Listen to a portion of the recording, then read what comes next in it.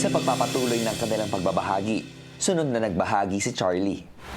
I've had a lot of bad impressions already. Outside world, inside. And I've gotten things like face no talent. I've gotten things like too strong, too young. Because people say I'm too mature for my age. But one thing I hope people know is it wasn't a choice to become so mature. I had to go through so many hard stuff to be who I am today at only 16. I just took care of myself a lot lang po when I was young. Hanggang ngayon. Because my parents were away a lot. Yung mama ko, she's strong po, but there were most of the times that I was being strong for her. And I knew my dad wasn't around. Kaya I felt alone a lot. So I built up this strong personality for myself. And I hope people know that I'm not only working for myself, but I'm also working for my family.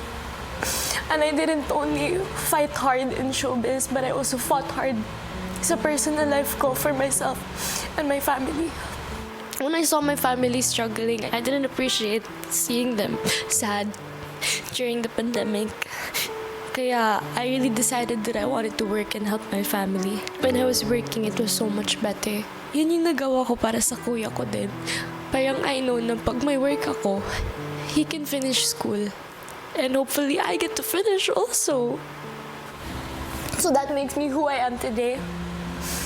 The 16-year-old mature. Because I fought way too many times. I wish people wouldn't see me as strong always also. Kasi sa tingin nila pag strong ako, always okay. I get misunderstood a lot because I have a strong personality. And I want to avoid this as much as possible. Charlie, you had to grow up so fast. Pero sa kabilang banda, ito rin naman ang humubog sa iyo.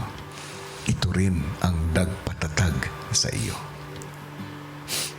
At nagpabuti sa buhay ng pamilya mo. Huwag mong talikuran ang pagiging malakas mo. Instead, yakapin mo ito. Ipagmalaki mo. Dahil Charlie, yun ang nagpapaiba sa iyo. Yes po.